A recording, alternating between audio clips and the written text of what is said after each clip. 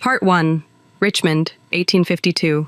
A city built on paper and chains. Richmond in 1852 is a city that keeps itself together with documents. Ink, ledgers, warrants, promissory notes, auction broadsides, paper that makes a world appear orderly.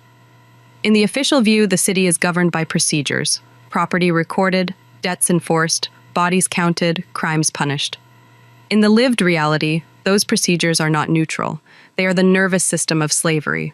The landscape of that system is not hidden. It has addresses. In Shockoe Bottom, low ground near the river, near warehouses and rail lines, there are pens and jails where enslaved men, women, and children are held while traders arrange sales. One of these places, later remembered as Lumpkin's Jail, operated as part of a slave trading complex on Wall Street in the Shockoe Bottom district, confining enslaved people prior to sale. The official record can describe it as a facility, an establishment, a piece of real estate changing hands for thousands of dollars. But the surviving traces tell a different story. Incomplete ledgers, daily fees paid to hold human beings, instructions from sellers to put him into jail until a price is reached. Even the fact that the business records largely do not survive, aside from a single incomplete ledger, is part of the evidence. Slavery's paperwork is abundant, and yet it is never complete in the places where completeness would have given the enslaved a stable truth to hold on to. Richmond's rise in these decades is inseparable from that trade.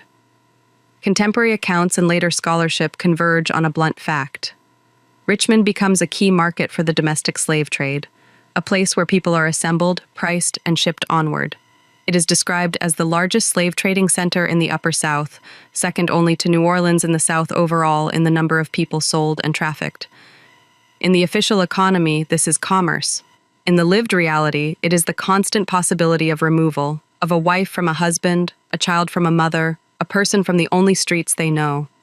The paper trail includes advertisements, not only for sales, but for the city's daily life, goods, schools, sermons, land, printed beside notices that enslaved people have been confined, pursued, or offered for purchase. The archive, here, does not merely report violence. It normalizes it through repetition. This is the moral pressure that builds in the quiet hours, a world where what can be sold can also be punished, where what can be owned can also be killed by the state, without the state losing sight of its accounting. Virginia's legal structure is explicit about what it is trying to protect. Long before 1852, the colony, and then the state, built special legal mechanisms for enslaved defendants accused of serious crimes. Under a 1692 statute, Virginia established courts of oyer and terminer in which testimony was heard by justices, not a jury, with appeal only to the governor. The official version calls this efficiency. It claims the necessity of swift justice in matters that threaten public order. The lived reality is that the enslaved can be brought before a court designed for speed, not for doubt, speed that favors the fears of the powerful. And when the state executes an enslaved person, the bureaucracy does not forget that the condemned was also someone's property. In Virginia's antebellum administration, procedures existed to compensate slaveholders for losses when enslaved people were imprisoned or executed, an accounting logic made explicit in the state's public claims records. Officially, this is the state maintaining economic fairness among citizens. In lived terms, it is the final obscenity, a death that generates paperwork not primarily to honor the dead, but to reimburse the owner. If we keep a dossier open on the table in front of us, these are the documents that sit closest to the surface. The jail log, the court structure, the compensation forms, the advertisements. They do not speak with one voice, but they form one system. Within that system, certain lives are recorded only in moments of transaction, discipline, or catastrophe. A married enslaved couple, John and Jane Williams, will surface in the record in precisely that way, not first as people with histories, but as names that become legible when the machinery of law needs them. Their existence becomes important to the archive at the moment they are accused. We already know how the official narrative will eventually frame them, because it survives in print with a title that leaves little room for ambiguity. In 1852, a pamphlet was published in Richmond, 40 pages, sold as a complete account, under the heading, Particulars of the Dreadful Tragedy in Richmond on the morning of the 19th July, 1852. Its subtitle promises a totality that no human event truly yields: discovery of the victims, testimony before the coroner's jury, evidence at trial, sentence, confessions, execution. It is an object made of paper that claims to contain a set of deaths and to seal them into a lesson. But before that pamphlet can exist, before the newspapers can choose their adjectives, before courts can assign their categories, the city must already be what it is: a place where the boundary between home and market is thin, where enslaved labor moves through intimate rooms in white households, yet remains subject to sale, where a jail can be both a holding pen for a trader's inventory and a site of state confinement, where law can mean procedure without protection. At night, when the streets fall quiet and lamps thin into darkness, this system does not sleep. It is not only men with keys and whips, it is also the silent persistence of records, the register that can authorize a search, the signature that can send someone south, the docket that can bring an enslaved defendant before 5 justices and remove the right to a jury. This is the documentary's first tension, and it will not leave us. The official version insists that the archive is clarity, facts stabilized by ink. The lived reality insists that the archive is power, facts selected, translated, and arranged to protect an order built on captivity. When we reach 19 July 1852, the city will claim to be shocked by violence. It will call it sudden, exceptional, unthinkable. Yet the deeper truth is quieter. The violence of that morning will unfold inside a world already shaped by organized coercion, already trained to turn human beings into entries on a page. And so we begin, not with blood, but with paper, because paper is what makes the later blood legible to the authorities, and paper is what survives when voices do not. Part 2. The Winston Household, domestic space as a crime scene waiting to happen. In Richmond, the word household carries 2 meanings at once. In the official language of the time, it is a private sanctuary, an emblem of Christian order, a unit of property, a name on a deed, a family protected by law. In the lived reality of the enslaved, a household is also a workplace without boundaries, a site of constant supervision, and a place where intimacy itself can become a form of control. The Winston home exists within that contradiction. It is not a plantation in the countryside, but it is still a plantation in miniature, an interior space where slavery is enforced room by room. The city gives the arrangement a certain respectability: masonry, doors, locks, neighbors close enough to hear a cry, churches within walking distance, markets that make the home seem part of civilized life. Yet the basic structure remains unchanged. A home in a slave city is never only a home, it is also a small institution. In the ledgers and common speech, the Winstons are a family with a reputation to protect. They are, by definition, people in the eyes of the state, full legal subjects capable of owning, suing, testifying, inheriting. Their wife and child, those who will later be named as victims, are recognized by the law as persons whose injury demands the strongest response. Their grief will become legible and central. John and Jane Williams, in that same space, occupy a different category. Officially, they are servants in domestic terms and property in legal terms. They are counted, valued, and disciplined. They are also married, yet marriage for enslaved people exists in a precarious shadow. It is recognized socially in some quarters, permitted informally, blessed by ministers at times, but always vulnerable to the owner's authority and the market's logic. The bond between 2 enslaved spouses is real in the only way that matters, through shared time, shared fear, shared decisions, but it has no guaranteed protection in the official structure that claims to govern family life. The Winston household is made of routines. The record will later speak of a mourning as if the day begins in innocence. But in an enslaved domestic world, mourning begins with tasks: fire, water, food, cleaning, errands. Bodies rise early because the household requires it. The enslaved rise early because they must. And in that compelled motion lies a quiet tension that the official version tends to miss. The domestic sphere is physically intimate but morally segregated. Enslaved labor moves through bedrooms, kitchens, nurseries, and washrooms, spaces that, for the owners, represent privacy and safety, while the enslaved are denied privacy as a principle. When violence later erupts, the press will describe it as a violation of the home, an intrusion into the most protected place a white family can imagine. That language will matter, because it will shape the public's appetite for certainty.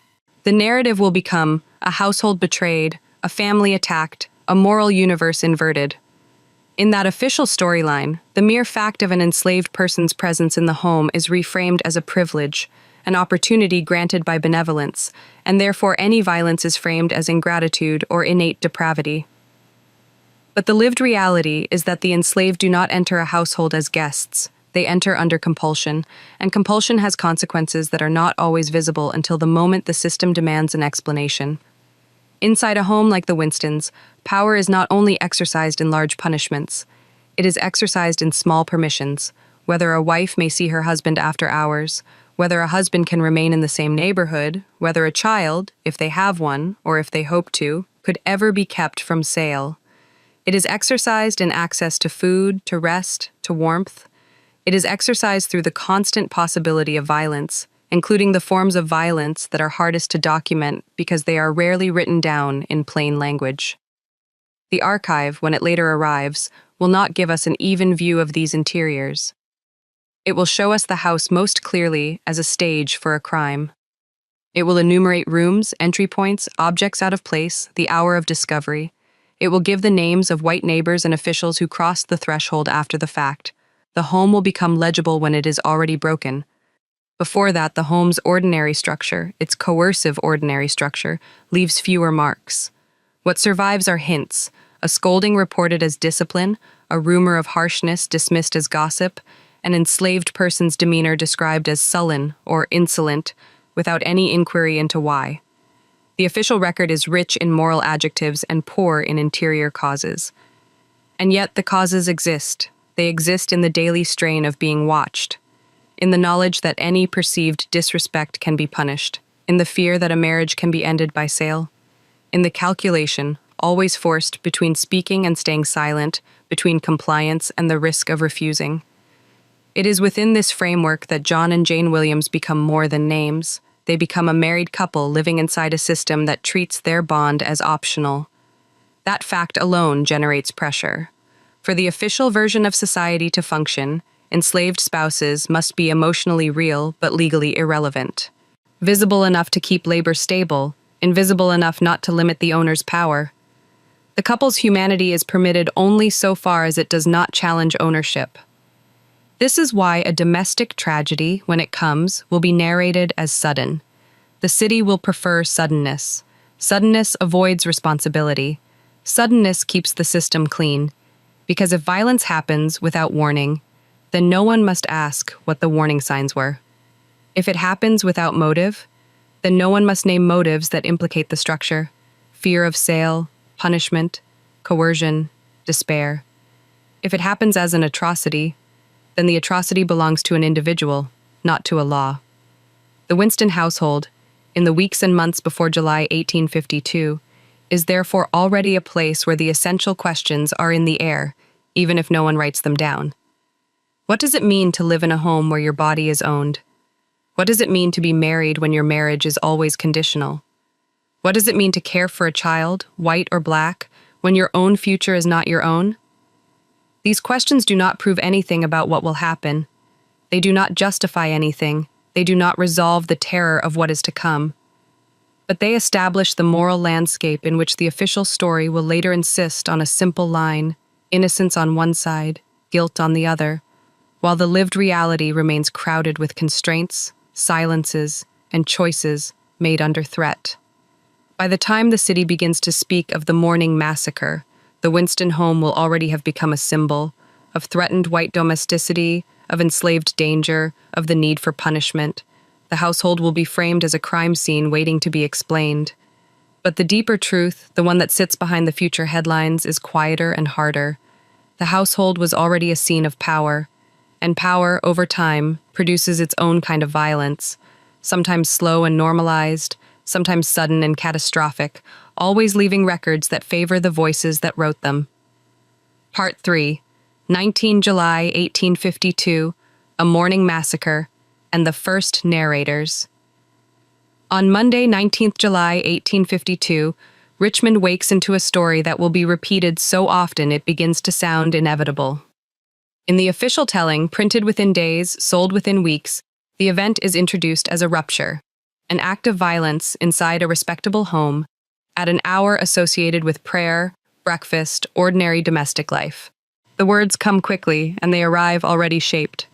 Dreadful tragedy, awful murder, morning massacre. The city does not yet know what it knows, but it already knows what it wants to feel. In a household like the Winstons, the morning is structured. Even before sunlight fully settles into the rooms, there are expectations. Doors opened, fires tended, water fetched, food prepared, linens handled, the day set in motion. The enslaved begin first because the household requires it. The owners begin when the labor has already started. In the official record, these routine steps become important only because something interrupts them. The ordinary is noticed only when it fails. What follows in the first hours is not one voice but many, layered, competing, mutually reinforcing.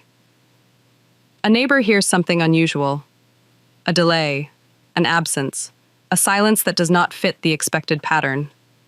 Someone knocks, someone enters, someone runs back into the street. And then the household, which is supposed to be private, becomes immediately public.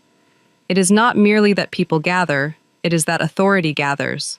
Men who are understood to have the right to interpret the scene, physicians, constables, magistrates, and almost at once, journalists. This is how official truth begins. Not as the whole of what happened, but as the first account written down by those empowered to write. The victims, mistress and child, as the later language will insist, are discovered within the home. The description in print is grave, designed to shock without lingering too closely. The instrument named is an axe. It becomes the symbol of the crime, a blunt object that editors and pamphleteers can repeat with heavy certainty. The violence itself is presented as swift and decisive because swiftness makes the moral lesson simpler, a clean line between peace and horror, before and after. But the moment of discovery is not clean. In lived reality, it is confusion. Bodies found, voices raised, doors opened, men entering rooms they were not invited into, women recoiling, servants pressed against walls. The air changes. The home becomes a place where no one knows where to stand. The official narrative needs to stabilize this chaos. It does so by identifying the first narrators as credible men. A physician examined, and an officer arrived, a neighbor found. Those phrases carry authority. They make the account feel anchored. They also begin the sorting process: who speaks, who is listened to, whose observations become facts. It matters immediately that John and Jane Williams are enslaved. In the public mind of 1852, Richmond, slavery is not merely a labor system. It is a framework for suspicion. When a crime occurs inside a white household, the city's first reflex is often not to ask what happened, but to ask who among the enslaved can be made to answer for it. This is not always announced openly as prejudice. It is embedded as common sense. It appears in the sequence of questions, in the focus of the search, in the quickness with which certain bodies are associated with danger. The newspapers begin to do what newspapers do: transform an event into a narrative that fits the public's appetite. The first reports tend to carry two tones at once. One is practical, addresses, times, who was seen where. The other is moral, the insistence that the act is monstrous, unparalleled, a warning.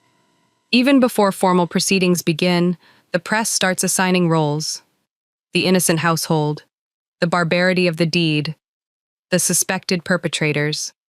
The city reads and begins to decide. Almost immediately, the case becomes a matter not only of justice, but of reassurance. A slave city is a city that lives with fear, often unspoken, often managed through routine, always present beneath the surface. When violence breaks into the owner's domestic sphere, it threatens the myth that slavery is controllable. The official response must therefore be fast. It must show the public that the system is intact, that the law can identify, prosecute, and punish. And so the earliest narrators do not merely report, they prepare the ground for a legal outcome. This is where the pamphlet enters the scene, not as a neutral compilation, but as a product designed for consumption. It will later present itself as a complete case file: discovery, testimony, trials, sentence, confessions, execution. Its promise is total access, the sensation of holding the whole truth in one's hands. But completeness is itself a performance. It depends on selection, which testimonies are included, how they are summarized, what is emphasized, what is softened, what is omitted. On the morning of 19 July, no pamphlet yet exists. But the conditions for it already exist: a public hungry for an orderly story, and printers ready to sell it. The tragedy is immediately framed as something that must be understood, and understanding in this context often means closure. The archive begins forming in real time. There will be hurried notes, names written down, statements taken. There will be a coroner's inquest convened because bodies found under violent circumstances require official classification. There will be officers' reports, even if fragmentary. There will be newspaper articles that quote each other, refining rumor into repeated fact. These are not merely records of the case. They are the case's first architecture. And somewhere within these first hours, John and Jane Williams begin to appear as figures in a story that is already moving faster than they can. Their movements, their absences, their words, whether spoken freely or extracted under pressure, become raw material for others to interpret. The official narrative will later present motive and sequence as if they were always obvious. But in the lived moment, motives are not clear, sequence is contested, and the future is determined by who controls the telling. There is a particular cruelty in how quickly the enslaved are made to stand inside a narrative that treats them as both omnipresent and unknowable. If they were near, they are suspect. If they were absent, they are fleeing. If they speak, they are lying. If they are silent, they are hiding something. The system is designed so that interpretation runs in one direction.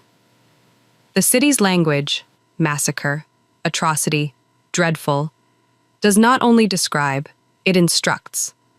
It tells the reader how to feel before the evidence is fully known. It narrows the range of acceptable doubt. And once doubt narrows, the path toward punishment becomes easier to justify. Still in the shadow behind the print, a quieter reality persists. The victims are dead and the household is shattered. Fear spreads along streets and through kitchens. Enslaved people in other homes hear what happened and understand what it means, that their bodies, already owned, are now also exposed to heightened suspicion, to sudden interrogations, to the possibility of collective reprisal. White families lock doors, question servants, watch more closely. The city's grief becomes a lever.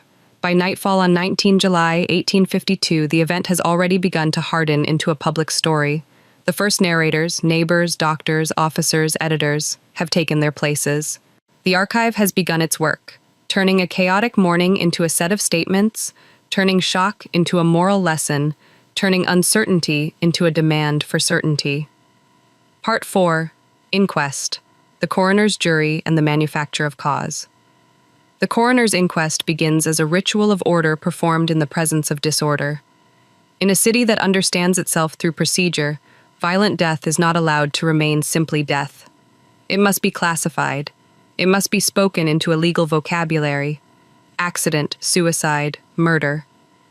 It must be turned from a scene in a private home into a public matter, handled by men appointed to say what the body means. The official setting is sober. There is a table, paper, names to be recorded, oaths to be taken.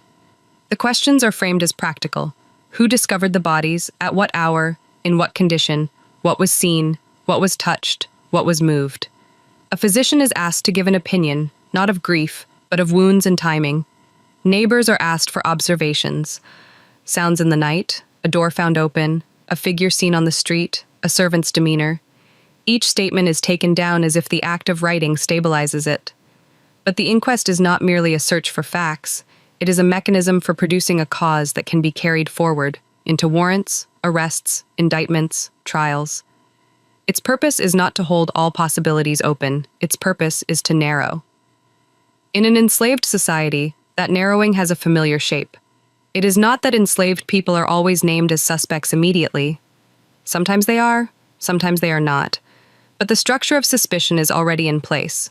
When a white household is harmed from within, the city's imagination reaches first for those it already considers dangerous by nature. The coroner's jury does not have to declare its assumptions. It only has to ask questions that lead in one direction. John and Jane Williams are not present at the inquest as full participants. Their voices, if they appear at all, arrive filtered, repeated by others, summarized, framed. They do not sit as peers. They are not the men taking notes. They are not the men deciding which testimony is credible. They are, at best, objects of inquiry. At worst, they are already the answer the city expects. The inquest gathers people who can speak with social authority: white neighbors, white officials, white professionals. Their words carry weight not because they are necessarily more accurate, but because the system is built to trust them. In a room like this, credibility is not an abstract principle. It is a social fact. It is attached to race, status, and proximity to power. So the home is described, the route through rooms is mapped, the position of bodies is recounted. An axe is mentioned, perhaps identified as belonging to the household, perhaps found in a particular place, perhaps recognized by someone. The inquest turns objects into actors. It turns the house into a diagram of moral violation, an interior space supposedly safe, now rendered porous. Then the inquest turns outward. It asks who was missing, who was not where they should have been, who had reason, if such a thing can be named, to resent, to flee, to strike. In the official language, this is the search for motive. In the lived reality, it is the search for a story that makes the violence legible without implicating the system itself. Motive is a dangerous concept in a slave society because genuine motives often lead back to slavery. Fear of punishment, fear of sale, sexual coercion, the threat of family separation, the daily humiliations that are not entered into ledgers. These are lived motives, real forces shaping human behavior under constraint. But they are not acceptable motives in the official narrative, because to acknowledge them as motives is to acknowledge enslaved people as moral subjects responding to harms the law refuses to recognize as harms. The inquest therefore prefers motives that preserve the system's innocence: malice, revenge, wickedness, a depraved mind.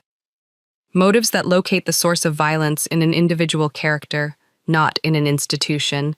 And once motive is framed in that way, the path to punishment becomes clearer. The inquest is also where rumor begins to acquire the sheen of sworn testimony. A neighbor might have heard a quarrel days before. Someone might recall a servant appearing anxious. Someone might repeat a story already circulating in the street. In the ordinary world, these would be fragments. In the inquest, fragments become building blocks. Under oath, a vague observation can be made to sound like evidence, and once written down, it gains a durability that memory alone does not have. There is a particular power in the written record at this stage. The jury's findings, the coroner's return, these are not merely notes. They are signals to the machinery of law. They authorize action. They can turn suspicion into pursuit. They can transform a person's ordinary movement through the city into flight. Even the absence of certain voices functions as evidence. If John and Jane do not appear to be present, their absence can be interpreted as guilt. If they do not speak, silence is read as concealment. If they speak inconsistently, under fear, under pressure, those inconsistencies can be treated as proof of deceit rather than proof of terror. The inquest, in theory, is a stage before judgment. In practice, it is the first stage of judgment. It is also a public event in its own way. Word leaks. Reporters listen or receive summaries. By the time the coroner's jury has completed its work, the city's newspapers are already prepared to tell readers what the inquest showed, even if what it showed is largely the city's own expectations reflected back at it. The victims' names are repeated with reverence. Their social position is implied, their innocence assumed. The tragedy is framed as an injury to the community, not merely to a family. This rhetorical move matters. It allows the community to demand a response as if the entire city has been attacked. John and Jane Williams, by contrast, are increasingly framed as a threat. Their identities are not explored as lives, but as a category. Enslaved, domestic, therefore close enough to strike. The official version begins to harden around them, not necessarily because the evidence is already conclusive, but because their guilt offers the most socially satisfying restoration of order. If the perpetrators are enslaved, then the solution is known. Control must be tightened, punishment must be severe, the boundaries of the household must be reinforced. The inquest then becomes a hinge. On one side is the raw event, death discovered, shock, confusion, grief. On the other side is the legal narrative that will drive everything that follows. Between them is the act of taking testimony, an act that looks neutral but is shaped by who can speak and who is believed. This is where the documentary's tension becomes sharper. The official version will later present the inquest as the responsible beginning of justice. It will claim that the city carefully gathered facts and followed procedure, but the lived reality asks a different question. What kind of truth can be produced by a process built inside a system that already defines some people as property? The coroner's jury does not need to say, "We assume the enslaved are capable of monstrous violence." It only needs to operate within a society that already believes it. It does not need to declare, "We will not consider the harms of slavery as part of motive." It only needs to treat those harms as irrelevant. By the time the inquest concludes, a cause has been manufactured, not necessarily invented, but assembled into a form that the law can use. The bodies have been translated into a verdict of manner and agent. The household has been translated into a narrative of violation. And John and Jane Williams have begun to be translated into criminals in the public mind. Part 5. Hunt, Capture, and the City's Anxiety. Once the inquest has spoken its first conclusions into the record, the city begins to move with a particular kind of purpose. Richmond is not a frontier town where authority is distant. It is an administrative center with courts, constables, jails, patrols, and a public accustomed to seeing the machinery of control in motion. When the official story starts to converge on John and Jane Williams, the question is no longer only what happened inside the Winston home. It becomes, urgently, where they are. The hunt begins as both a practical effort and a psychological event. Practically, it means men dispatched with descriptions, addresses, routes, through alleyways and markets, inquiries at workplaces and boarding houses. Psychologically, it means something spreading through the city's white population that is older than this case. Anxiety that the enslaved, close at hand in kitchens and nurseries, might be capable of violating the boundary between service and threat. The official version calls this public safety. The lived reality for enslaved people across Richmond is an atmospheric shift, a tightening in the way they are watched, spoken to, and suspected. In a slave city, movement is never purely movement. Enslaved people move constantly, between homes, to markets, to docks, to workshops, often on errands, sometimes hired out for wages paid to their owners, sometimes permitted to travel with passes. That mobility is functional to the city's economy. It is also an enduring source of white fear. It creates the possibility that enslaved people might meet, exchange information, organize help, or disappear into the density of streets. Urban slavery grants small degrees of autonomy in practice while denying autonomy in principle, and that contradiction makes panic more likely when violence occurs. The days after 19 July turn the city into a listening surface. People begin to interpret small details as signs, an unfamiliar figure on a street, a whispered conversation, a servant missing from their usual place.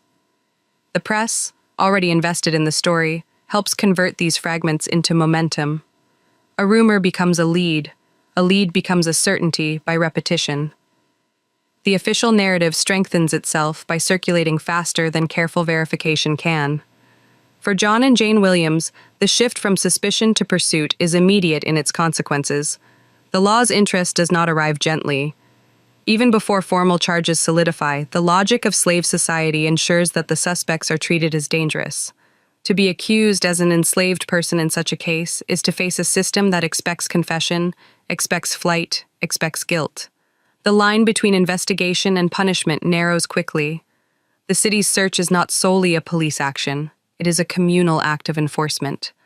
White citizens can be enlisted as watchers and informants.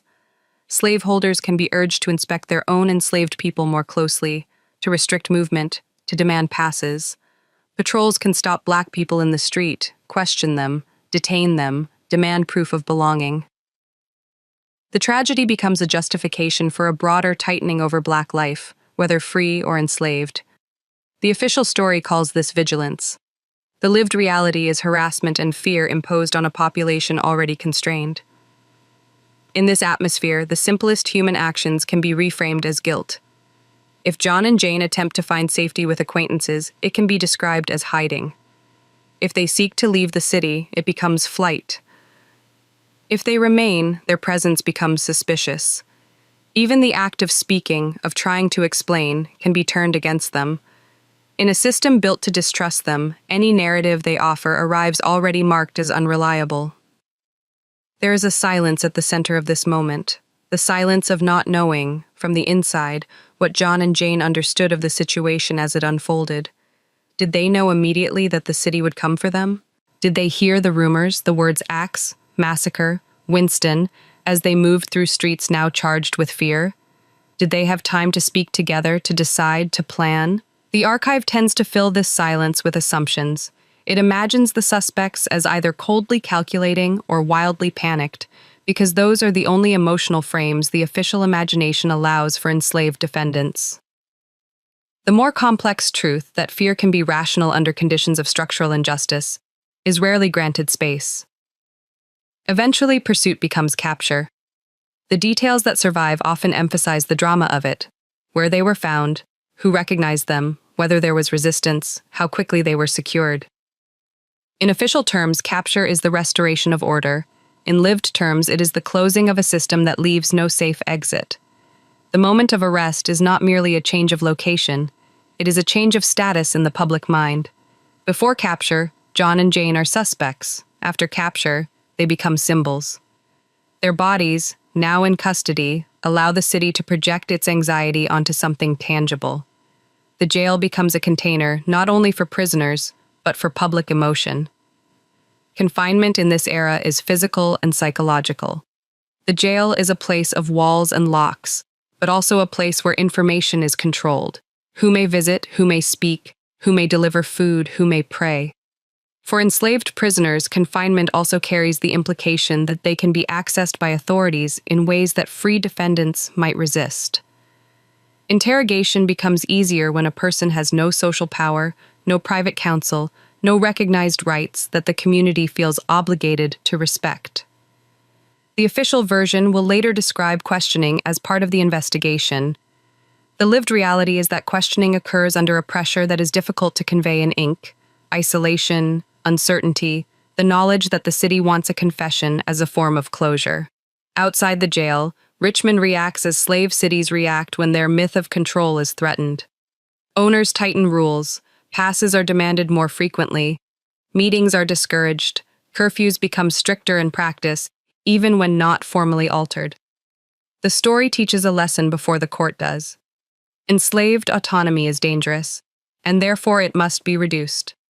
This lesson is not stated as a policy memo. It is enacted in daily behavior: more suspicion, more discipline, more surveillance. Within enslaved communities, a different reaction spreads. The tragedy is understood not only as a horror for the victims, but as a signal flare for what will follow: collective suspicion and potentially collective punishment. People learn to speak less in public, they move more carefully, they avoid gathering, they watch the watchers. The city's anxiety becomes their daily weather. The press continues to shape this atmosphere. Reports of capture may be framed triumphantly, as though the city has seized back control of its narrative. In the same breath, the accounts can intensify fear, emphasizing the brutality of the crime, implying that such violence could happen again if vigilance relaxes.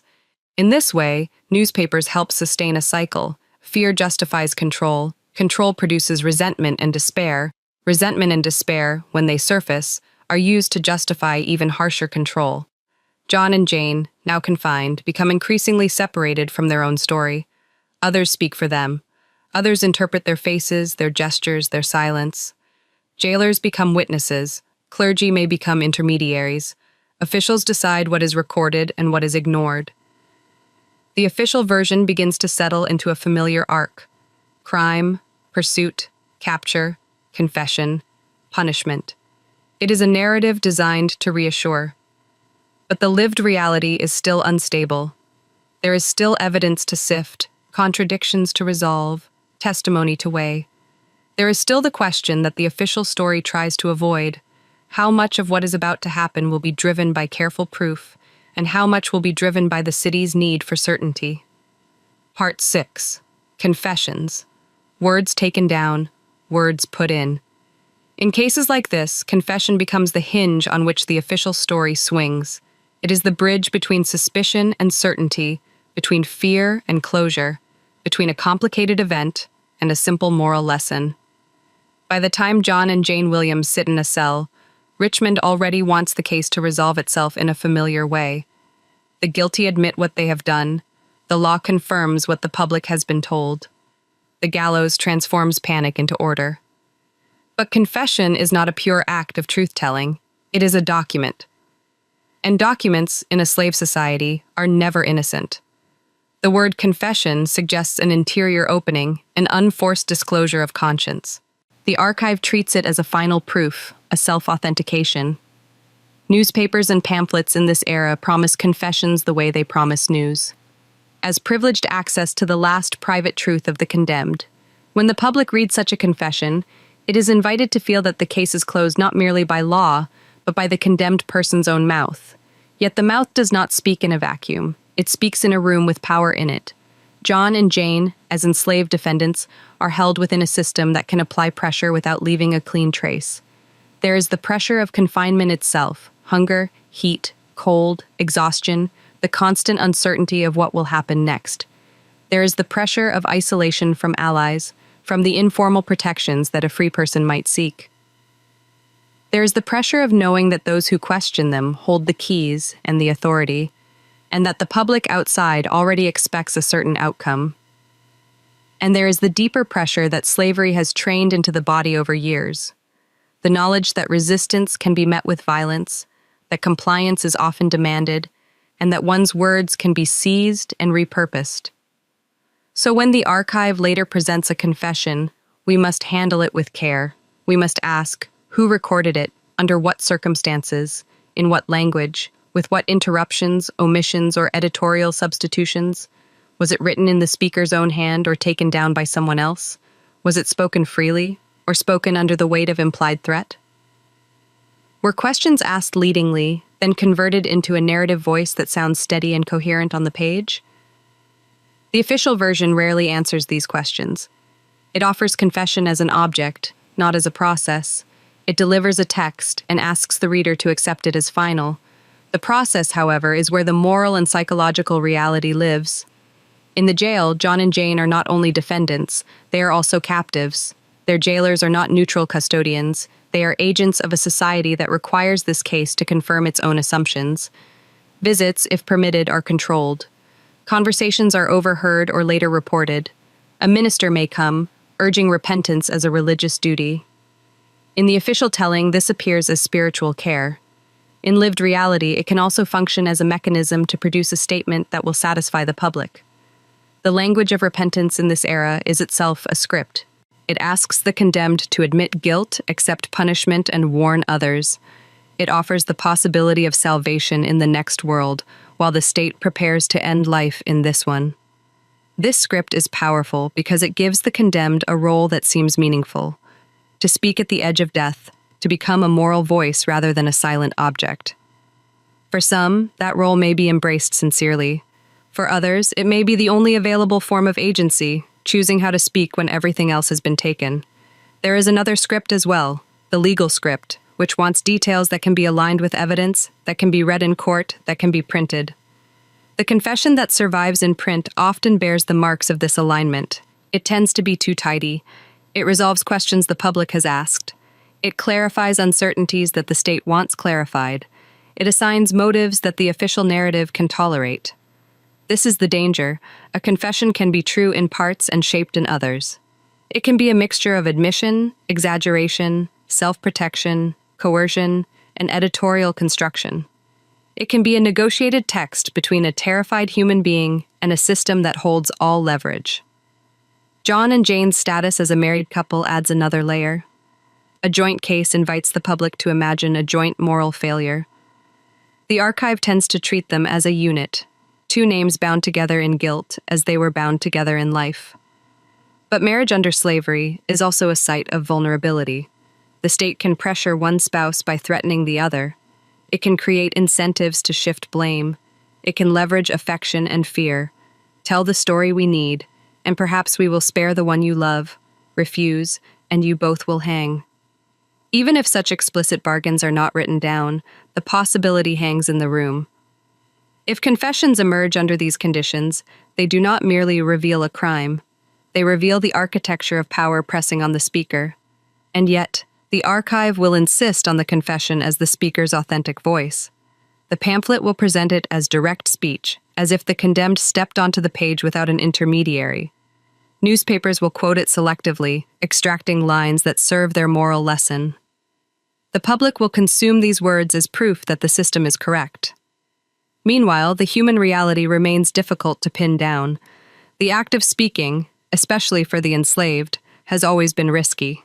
In daily life, one learns to speak strategically, to say what keeps one alive, to hide what would bring punishment, to perform humility because pride is punished, to absorb insults because contradiction is dangerous. Those habits do not disappear in jail, they intensify. In a cell, where the stakes are absolute, every word can feel like a wager. So how do we listen? We listen by keeping two truths in view at once. The official truth, that a confession is a definitive admission, a closing statement that completes the case, and the lived truth, that a confession in captivity can be a survival response, a coerced performance, a text assembled by others, or a complex mixture of them all. We listen for the seams, for sudden shifts in tone that suggest a scribe's hand, for moralizing phrases that sound like a minister rather than a prisoner, for a neatness that flatters the prosecution, for details that seem designed to fit the evidence rather than to tell an interior story.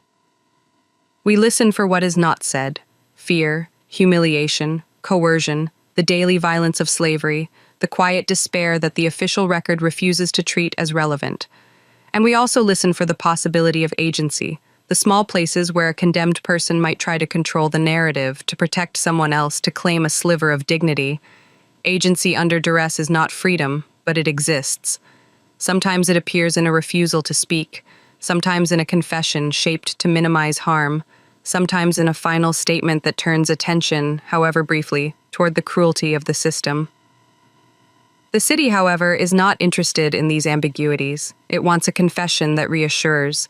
It wants the crime to be exceptional, not systemic. It wants the accused to be individually monstrous, not human beings formed under relentless constraint.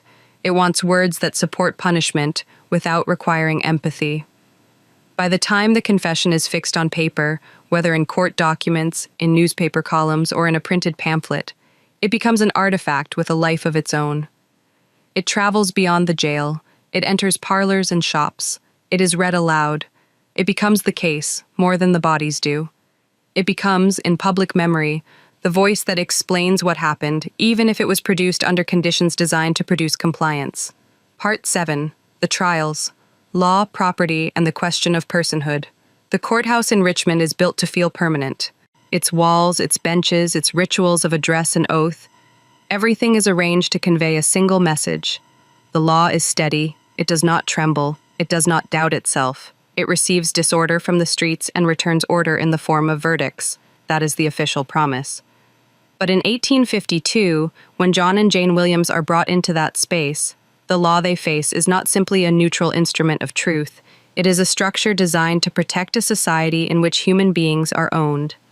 The trial is therefore not only about what happened in the Winston household, it is also inevitably about what kind of beings John and Jane are allowed to be in the eyes of the state. The court must treat them as persons in order to punish them. It must treat them as property in order to preserve the logic of slavery that the punishment is meant to defend. This contradiction sits beneath every procedural step, like a foundation that cannot be admitted out loud. The official record of the trial will read as a sequence of calm actions: indictments, arraignment, counsel appointed or permitted, witnesses called, testimony taken, evidence presented, a judge instructing, a jury, if a jury is convened, listening with measured attention. Dates and names entered into the docket. The paper moves forward. In this telling, justice is a machine that produces a correct result. The lived reality is less clean. For John and Jane, the trial begins long before they stand in court. It begins in the jail, where they have been confined and spoken about as guilty. It begins in the newspapers, where the public has already been taught how to feel. It begins in the way their bodies are escorted, guarded, exposed, through public space, made visible as suspects in a crime framed as shocking and domestic. In a slave city, visibility is not neutral, it is part of discipline. Inside the courtroom, the imbalance is physical as well as legal. The Winstons, as a white family, are surrounded by social recognition. Their grief is legible and honored. Their dead are spoken of as wife and child, words that carry moral weight. Their household is treated as a place whose violation demands restoration. The prosecution's language does not have to work hard to establish the victims as fully human. The law does that automatically. John and Jane must fight for their humanity in a room that has been trained to deny it. Witnesses speak in a pattern familiar to these proceedings. Neighbors recount the morning, what they heard, what they saw, what they did when the household silence became alarming. Officers describe their steps, when they were summoned, what they observed, what they concluded. Medical testimony frames the deaths in clinical terms: timing, force, cause, turning the irreparable into categories a court can handle. Objects become exhibits. The axe, in particular, becomes more than an implement. It becomes a symbol the court can point to, the blunt link between suspicion and conviction. The defense, if it exists in any meaningful way, is forced to operate within narrow channels. To challenge the prosecution is to challenge not only a set of facts, but the community's desire for certainty. The defense can question a witness's consistency, suggest alternative possibilities, point to gaps. But the air in the room is heavy with a different kind of evidence. The expectation that enslaved defendants are capable of violence and deception. That expectation is rarely named as bias. It is treated as prudence. In a case like this, turning points are often small on the page and enormous in consequence. A witness identifies a figure seen at an hour that matters. A statement is introduced, perhaps described as a confession, perhaps as an admission, perhaps as words overheard. The prosecution does not need a perfect narrative. It needs a narrative that feels morally coherent. Contradictions can be smoothed by the authority of the court's tone. Doubts can be dismissed as technicalities. The law's calmness itself becomes persuasive. If the judge appears composed, the outcome feels inevitable. And then there's the question of how John and Jane can speak. In the official version, the defendants have the opportunity to respond, to plead, to be heard. In lived reality, their speech is constrained by fear and by the knowledge that every word can be turned into proof against them.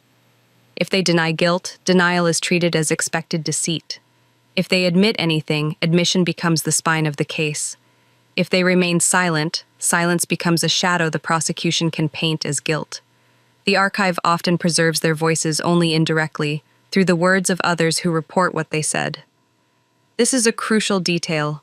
When the law allows one group to speak as authors and forces another group to appear as subjects of reported speech, the trial does not simply evaluate truth.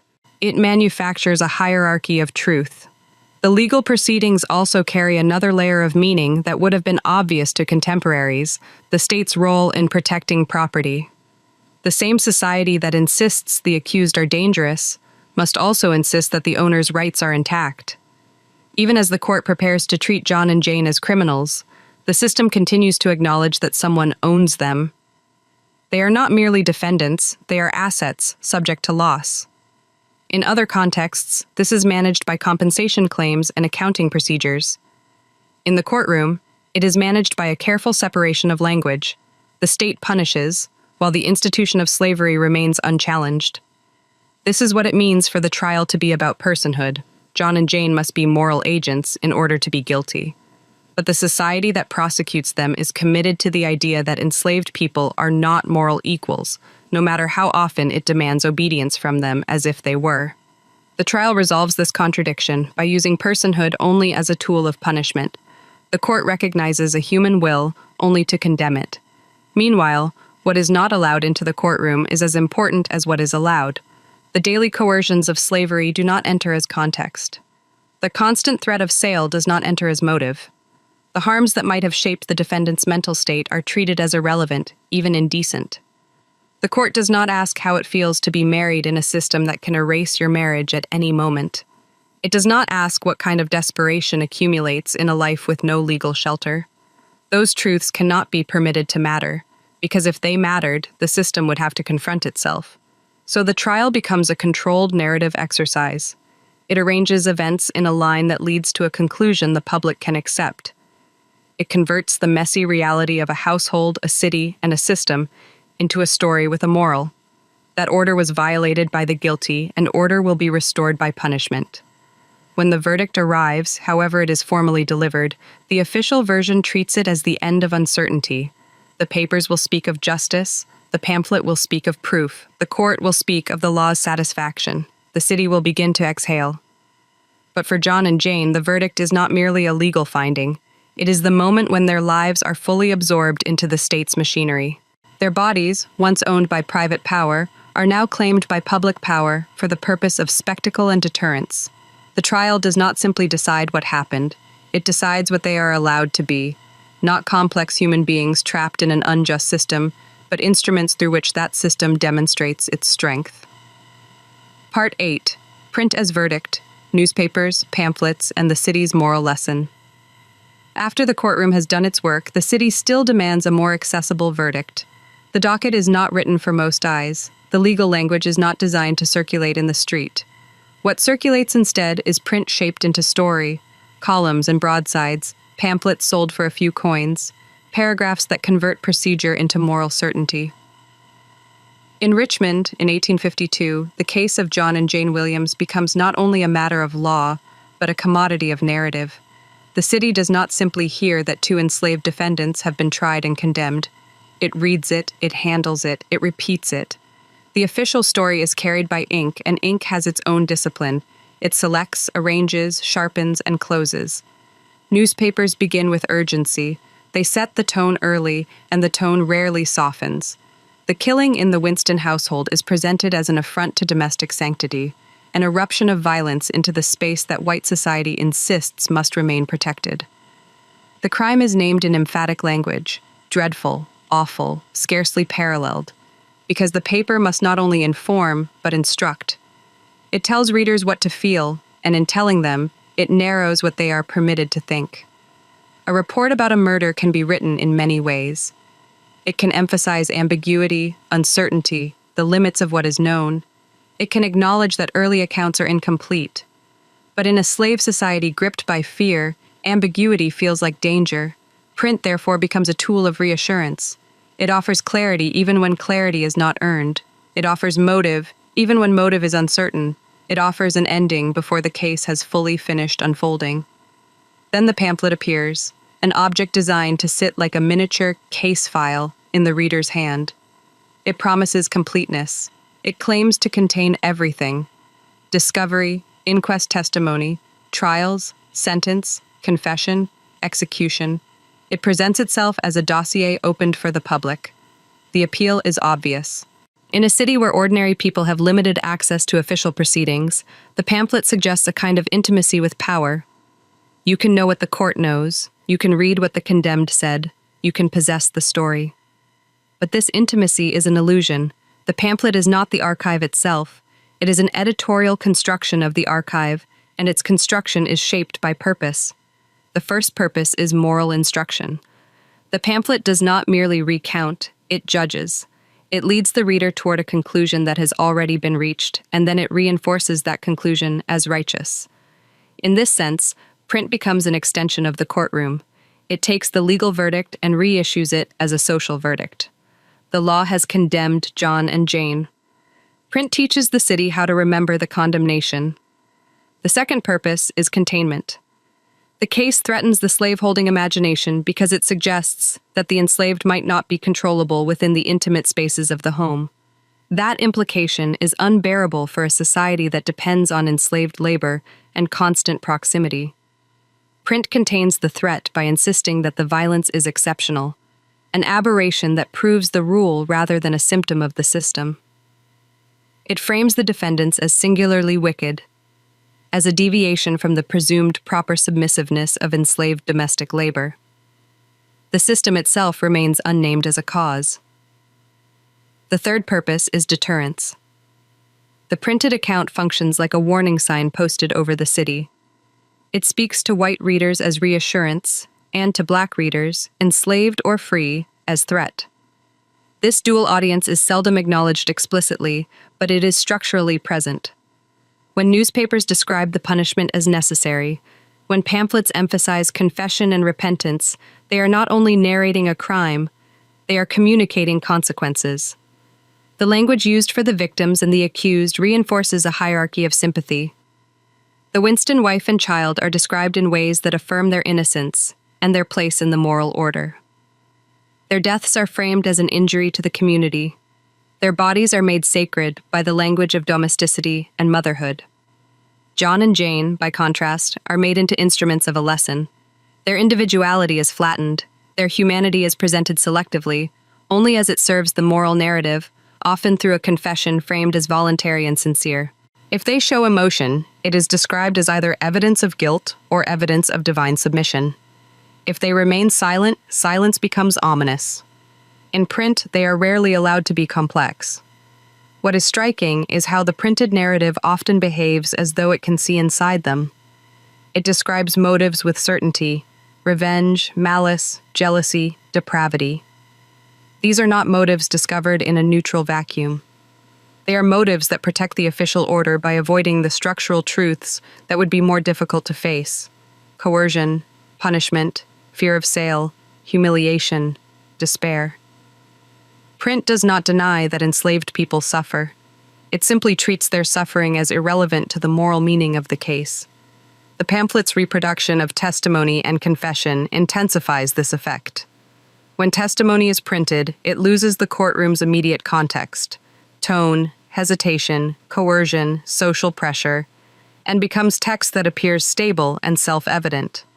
When confession is printed, it is presented as final truth, often without serious attention to how that confession was produced. The reader is invited to accept the confession as the condemned person's own closure, a voluntary sealing of guilt. Yet the very act of printing confession is an appropriation. It takes a voice, already constrained by captivity, and distributes it for public consumption.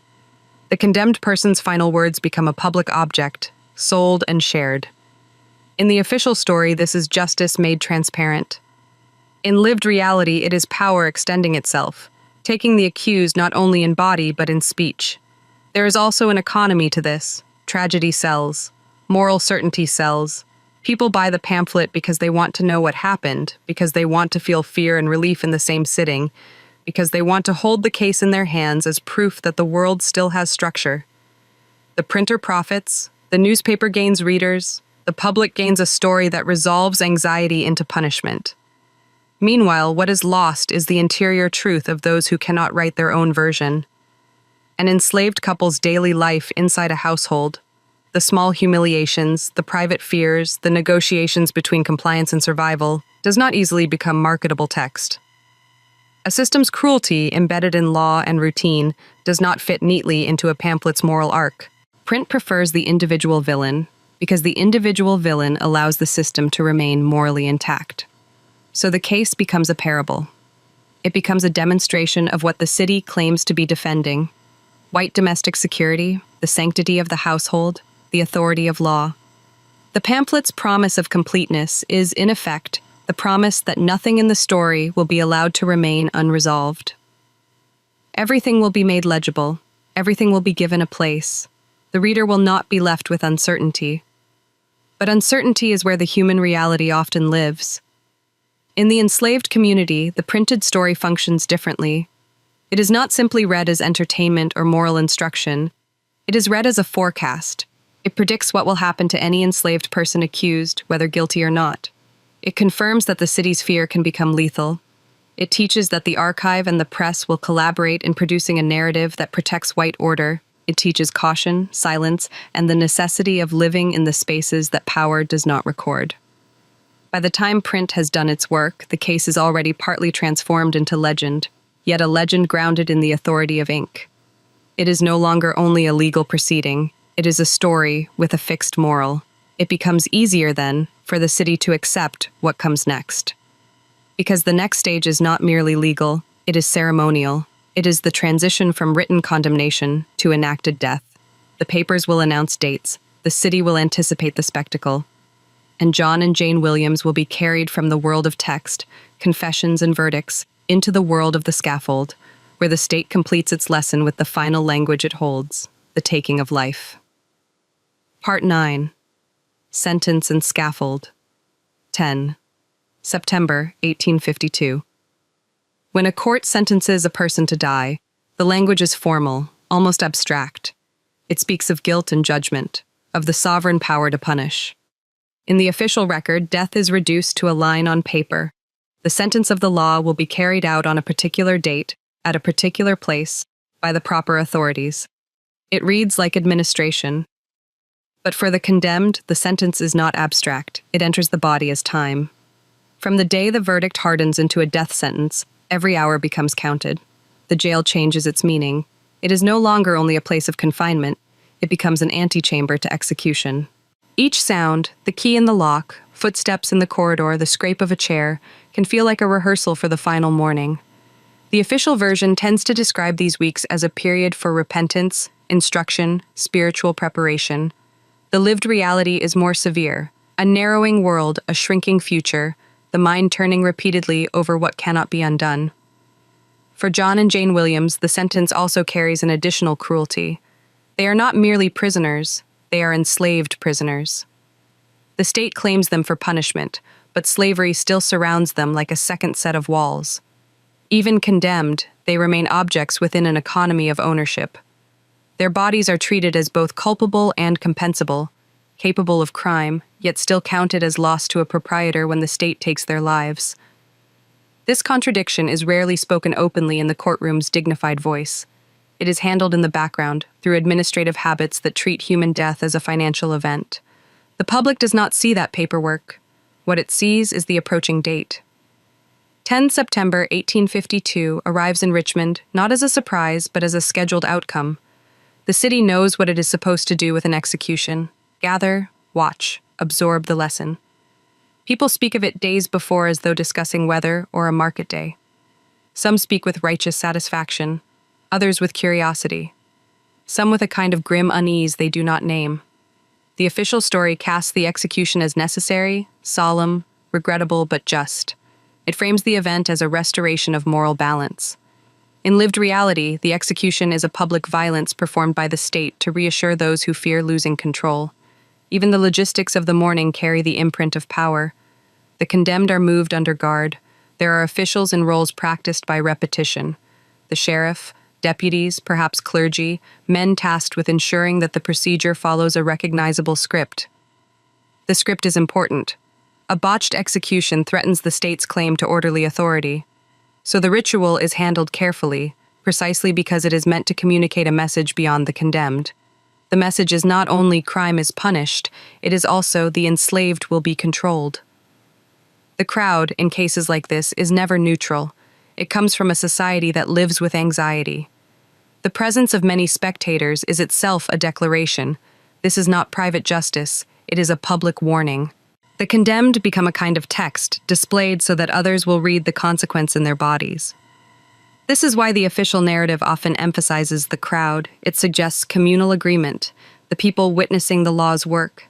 It suggests that the punishment belongs not to a particular group, but to the whole city's moral order. But the city's moral order is not shared equally. For white spectators, the execution can be framed as closure for the Winston tragedy. The victims' deaths are treated as the original injury, the execution as the necessary repair. For many, this is where the story ends. The law has spoken, the guilty have paid, the household's violation has been answered. For black spectators, enslaved and free, the meaning is different and more immediate. The scaffold is not simply punishment for a particular crime, it is a demonstration of the state's willingness to kill. It announces that accusation can become death, that the public will watch, that the law will be swift when white domestic life is harmed. It also warns that any perceived disruption of slavery's hierarchy will be met with lethal force. Even those who do not attend feel the pressure of it. News of executions travels quickly in enslaved communities, not as moral lesson, but as survival information. The condemned are expected to participate in the ritual. This expectation is one of the execution's quieter violences. The state not only takes life, it demands performance before taking it. The condemned are often urged to speak, to confess, to warn others, to affirm the justice of their punishment. The official version treats these final words as proof of the system's righteousness, evidence that the condemned accept their fate, that the moral order is intact. The public wants these words because they seal the narrative, they make it easier to watch. But what does it mean to speak under such conditions? If John and Jane speak, their words are constrained. They are spoken under guard, under the eyes of officials, surrounded by a crowd whose presence is itself coercion. Even repentance, if sincere, exists within a framework designed to turn repentance into public reassurance. Even silence, if chosen, can be interpreted as stubbornness or hidden guilt. There is no free speech on the scaffold, only speech permitted and then converted into a lesson. In the official telling, a condemned person's composure can be presented as evidence of contrition. Tears can be presented as evidence of conscience. A prayer can be presented as proof that the law is aligned with God. The narrative takes whatever it is given and makes it serve. This is how power reads the condemned, not as complex people, but as symbols. The moment of death is described in restrained terms in respectable print, yet it is never merely a medical event. It is the state's final act in the story, performed in public, designed to reach beyond the body being killed. The crowd witnesses the crossing from life to death and is meant to carry that image back into daily routine, back into kitchens and workshops, back into the nervous habits of surveillance, back into the quiet discipline of the enslaved. Afterward, the city's official voice speaks of order restored. The execution is recorded. The date becomes fixed in the narrative, 10th of September 1852, like a period at the end of a sentence. The Winston tragedy is offered closure through the law's finality, but closure is never evenly distributed. The victims are gone. Their loss remains in private grief, even as public memory flattens them into symbols of innocence. John and Jane are dead. Their interior lives remain mostly unrecorded, their voices preserved, if at all, only through texts produced by the very system that condemned them. The enslaved community absorbs another lesson in the fragility of Black life under white law. And the system continues. The scaffold does not resolve the contradictions that produce the case. It does not address the violence that slavery embeds in daily life, the coercion, the surveillance, the ever-present threat of sale, the denial of legal personhood except when punishment is required. It simply confirms that the state will defend that order at the point of a rope. Part 10. Aftershocks. New controls on Black life and movement. When the execution is over, the city speaks as though it has finished the matter. The official story prefers an ending. The guilty punished, the dead mourned, the public reassured. Yet violence of this kind does not end cleanly. It spreads outward in policy, habit, and fear. The scaffold is a punctuation mark in print, but in lived reality, it is an instruction that continues to be followed long after the crowd disperses. In Richmond, after September 1852, the Winston tragedy becomes more than a case. It becomes a reference. It is invoked in conversation when people argue about discipline, about safety, about the risks of trusting enslaved domestic workers. It is remembered not as a singular event with specific human beings at its center, but as proof of a claim the slave-holding imagination needs to keep alive. That enslaved people are dangerous unless constantly controlled. This is where the aftershocks begin, not in one dramatic decree, but in a series of tightening gestures that accumulate until they become a new normal. The city's official mechanisms already possess many of the tools they need: pass systems, patrols, jail cells, courts. The tragedy does not invent these instruments. It gives them fresh justification. When authorities increase scrutiny of Black movement, they can frame it as prudence rather than repression.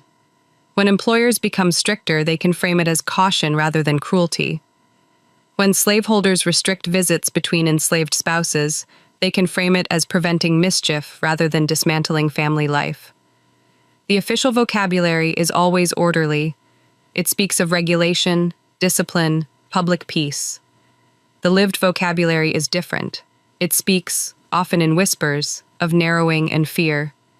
In a slave city, movement is one of the few spaces where the enslaved can carve out fragments of autonomy: a pass to carry goods, a permitted walk to market, an errand that allows a brief conversation with someone else. These are not freedoms in the full sense. They are permissions, but they matter because they allow the enslaved to maintain relationships, to exchange information, to preserve some sense of human continuity in a world designed to fracture it. After a case like this, those permissions become harder to obtain and easier to revoke. Owners demand stricter oversight from their enslaved workers. They insist on shorter routes, quicker returns, more visible proof of compliance. They keep people closer to home, not out of care, but out of fear. The domestic servant, once valued for seeming trustworthy, becomes a figure of anxiety precisely because they have access to the intimate spaces of white life.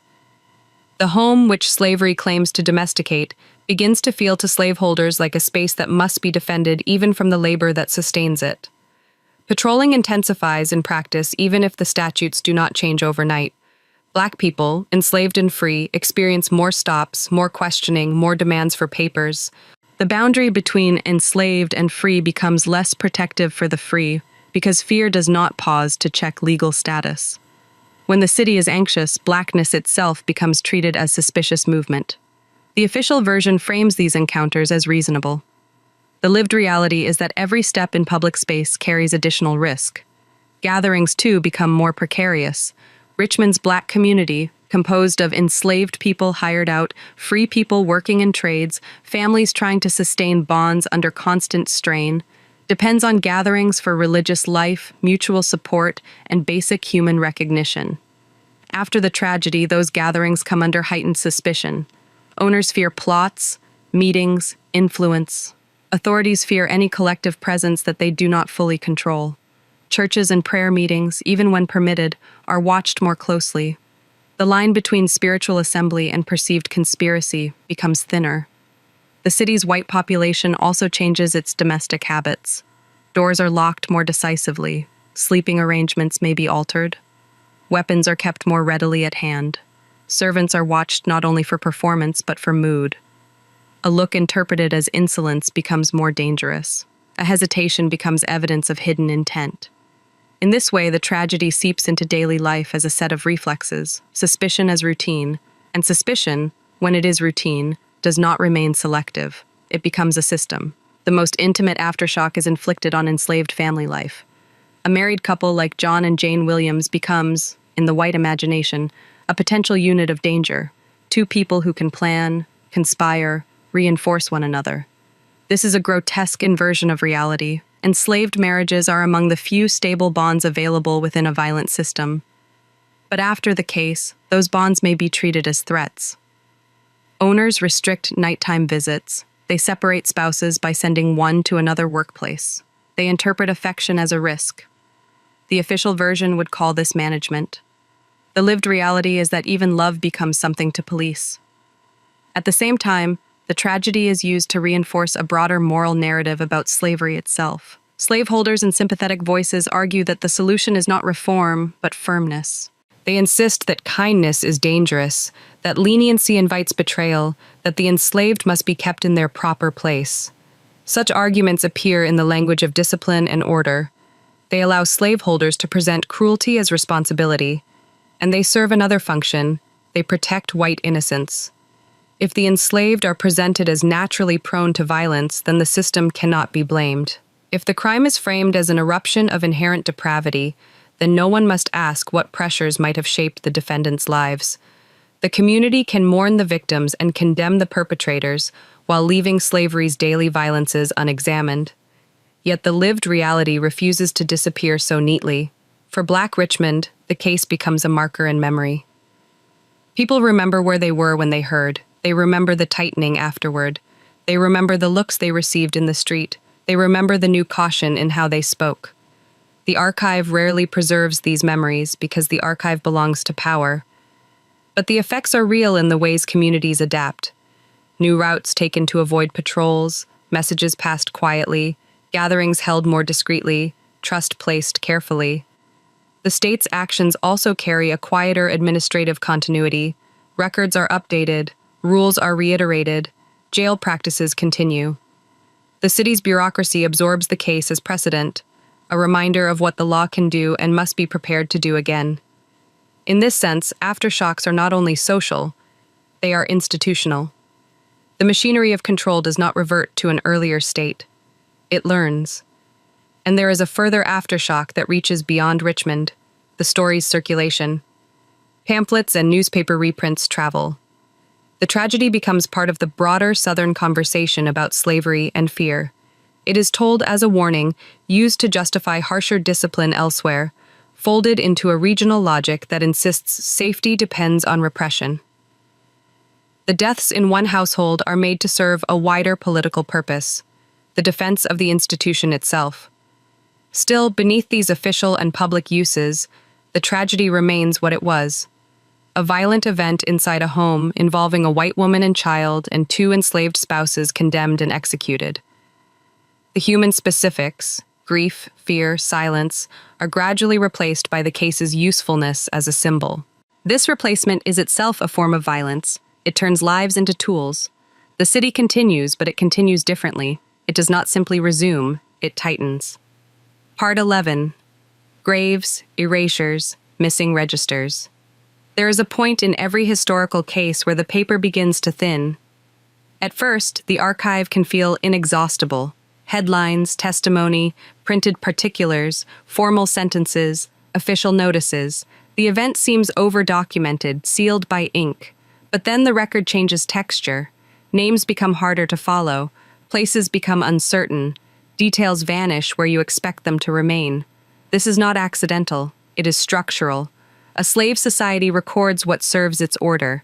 It records property transfers with care, court decisions with ceremony, punishments with public emphasis. It records the deaths of those it values as persons with lasting attention. But the bodies of the enslaved are often recorded differently, if at all. Their burial places, their kinship networks, their interior lives, their suffering in the days and nights that do not lead to public spectacle. These are not the kinds of facts the system is designed to preserve. When they appear as fragments, often by accident. After the hanging of John and Jane Williams, their story enters this phase of disappearance. Officially, an execution is a public event. It is witnessed, reported, described as proof of justice. A date and place are fixed. In print, the case seems completed. Yet the body, once the sentence is carried out, becomes inconvenient. It is no longer useful as warning.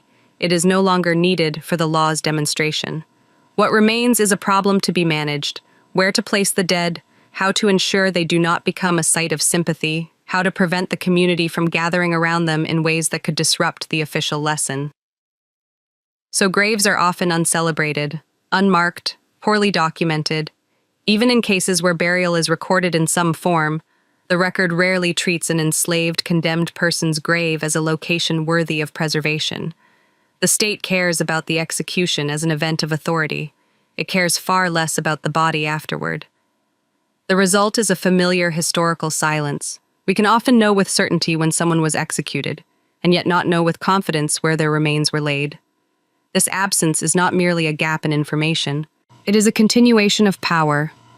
To lack a marked grave is to lack a publicly recognized place in the world. It is to be denied the ordinary dignity of memory, denied the ability of descendants, friends, or community to point and say, "Here." The enslaved were denied legal personhood in life in many respects. In death, they are often denied the stable geography of remembrance. The Winston victims, by contrast, are more likely to be absorbed into a different kind of memory. Their deaths are mourned within the social structures that protect white family life: kin networks, church communities, property records, inscriptions. Even when specific details fade, their names and status remain legible in a society designed to preserve them. This is one of the documentary's central moral tensions. The same event produces two different afterlives in the record. One is fuller, protected by social power. The other is thinner, eroded by structural indifference. The archive's erasures are not limited to graves. They extend into the very documents we might wish to consult. Court records can be incomplete. Jail registers can be lost. Newspaper runs can be fragmented. Pamphlets can survive while the underlying trial transcript disappears. Even when we hold a printed, complete account, we may be holding a substitute, an object that claims to preserve everything while leaving us unable to verify what it leaves out. This is where historical method becomes an ethical stance. It is easy to treat the surviving print as the final truth, precisely because it is what survives. It is easy to let the pamphlet speak as though it were the courtroom itself. But to do that is to accept the archive's hierarchy without question. It is to allow power to decide what counts as evidence and what counts as silence. So we have to look at the archive the way one might look at a damaged ledger. Not only reading the entries that remain, but paying attention to the torn pages, the missing months, the ink that has bled into illegibility. In the case of John and Jane Williams, We can follow the official storyline through its loud documents, trial summaries, confessions, execution accounts. But when we attempt to follow the human story, to find traces of their marriage before the crime, their daily labor, their relationships, their fears, we often find ourselves standing in blank spaces. That blankness is not proof that there was nothing there. It is proof of what the system did not consider important enough to preserve. Even the location of execution, often described in public terms at the time, can be difficult to map precisely in later landscapes. Cities change, land is reconfigured, the poorhouse grounds, the edges of town, the places where executions were carried out, these spaces are often redeveloped, renamed, built over. Physical geography participates in erasure. A place that once held a public warning becomes, later, a street with no sign of what occurred there. The city's surface smooths itself. There is a particular bitterness in this when the event was designed to be unforgettable. A public execution is meant to fix itself in memory, yet the physical traces can disappear, leaving only print as witness. And print, as we have seen, is a witness shaped by the interests of those who could publish. So what do we do with missing registers? We do not fill them with invented certainty. We do not allow ourselves the comfort of imagining that the archive's silence is neutral. Instead, we treat absence as a fact. We recognize that the archive is not merely a storehouse, it is a product of the world that produced it. In a slave society, that means the archive is tilted toward white voices, toward property concerns, toward legal closure, away from enslaved interiority. There is also the question of how communities preserved what the archive did not. Enslaved and free Black communities carried memory in forms that leave fewer official traces: oral retellings, family stories, whispered warnings, the careful avoidance of certain places, the naming of what happened in language meant to protect as much as to remember. These memories do not always survive into written record, especially when literacy is restricted and when speaking openly can be dangerous. But their very invisibility in formal archives should not be mistaken for non-existence. It is often evidence of self-protection under surveillance. In this way, the case remains open, not because we lack a verdict, but because we lack equal access to the lives behind the verdict. We can read what the court declared, we can read what the press insisted, we can read what the pamphlets sold, but we cannot easily read what John and Jane felt in the nights before their execution, or what they said to each other when no one was recording. We cannot easily read how the enslaved community in Richmond absorbed the lesson of the case, or how it reshaped daily strategies of survival. Those truths, if they existed in words, were not preserved by the institutions that dominate the archive. And still, the work of history is to refuse the finality that power tries to impose. The archive is uneven, but it is not meaningless. Its gaps teach us where to look more carefully, where to question, where to resist the temptation of easy narrative. A missing grave teaches us that remembrance was not offered equally. A missing transcript teaches us that printed summaries might be all we have, and that what we have was curated. A missing register teaches us that the state's care was selective. It cared enough to punish, but not enough to preserve the condemned's dignity afterward. Part 12. A dossier still open, responsibility, memory, and the unanswered question. We return, at the end, to the table where the documents lie. They do not lie in a neat stack. They resist neatness. A newspaper column that speaks too quickly, a pamphlet that promises completeness. A legal phrase that sounds calm because it was designed to sound calm. A missing register that leaves a blank where a life should be. This is what remains of the case of Jane and John Williams. It is not only a story of a murder in a Richmond household in July 1852 and an execution in September. It is also a story of how a society builds its truth, how it decides what counts as evidence, what counts as motive, what counts as personhood. The official version is clear. That clarity is part of its power. In the official version, the Winston household is a place of violated innocence. A wife and a child are killed with an axe in the morning hours. The law responds with investigation, inquest, trial, sentence. The accused, two enslaved people, husband and wife, are identified, prosecuted, and executed. Print amplifies the case as a warning. Public order is restored. The city is reassured that its institutions function. This is the story that the archive can tell smoothly, because it is the story the archive was built to tell. But the lived reality is rougher and less complete, and precisely for that reason it demands more care from us. The lived reality includes the victim's terror and loss, the suddenness with which ordinary domestic life can become irreparable. It includes the grief that does not translate easily into legal language. It includes the complicated fact that innocence does not make death easier to bear, and it includes the condemned. Jane and John Williams appear to us through a structure that rarely permits enslaved people to be seen in full. They appear primarily when their lives intersect with white fear and state punishment. They appear as suspects, as defendants, as condemned bodies and recorded words. If their voices survive, they survive under constraint, reported speech, mediated confession, statements shaped by the conditions of captivity. Their interior lives, what they loved, what they feared, what they hoped for, what they endured before the tragedy, remain largely outside the record. This absence is not merely unfortunate, it is part of the system. Slavery does not only control bodies, it controls narration. It decides who gets to author the record and who becomes an object within it. It decides whose grief is dignified, whose fear is acknowledged, whose motives are considered. It decides which forms of violence are legible as crimes and which are treated as routine. So when we read the case, we are not only reading about violence, we are reading a world that distributed humanity unevenly. This is why we must keep the distinction always visible between the official version and the lived reality. The official version is not necessarily false in every detail. It contains events that happened, procedures that occurred, dates that can be fixed. But it is also a narrative that serves a purpose, to protect the authority of law and the stability of a slaveholding society. It is shaped by editorial choices, by courtroom constraints, by the press's appetite for moral closure.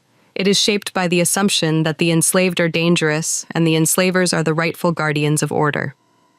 The lived reality is not a single counterstory. It is a field of human experience that the official record only partially touches. It includes the victim's last moments, which the archive can only approach with reverence and restraint. It includes the condemned's final months, which the archive often presents as proof of guilt rather than as a human ordeal. It includes the enslaved community's collective response: fear, caution, grief, perhaps anger. Responses that rarely become formal documents because formal documents were not written for them. When we inherit a case like this, the ethical task is not to replace one certainty with another. It is to refuse the comfort of certainty where certainty was manufactured. The pamphlet's promise, particulars, the full story, has a seductive quality. It invites the reader to believe that the case can be held, understood, and completed. It offers confession as closure and execution as moral punctuation. But the very completeness of such an object should make us suspicious, not because nothing in it is true, but because its truth is organized. It arranges facts into a lesson. It uses shock to guide attention. It uses the authority of print to settle doubt. And doubt, in a case shaped by slavery, is not an indulgence. It is responsibility. Responsibility means holding the victims in view as human beings, not as symbols. The Winston wife and child are not merely the justification for punishment. They are lives ended violently, in a way that cannot be repaired by any sentence. To honor them is to acknowledge that the loss is real, and that no analytical frame should make it abstract. Responsibility also means resisting the reduction of Jane and John Williams to the role assigned by the system that executed them.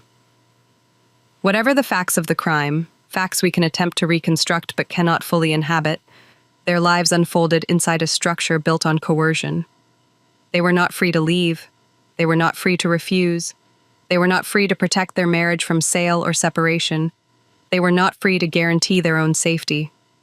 Even before the accusation, they lived under a law that made their bodies available to others' decisions.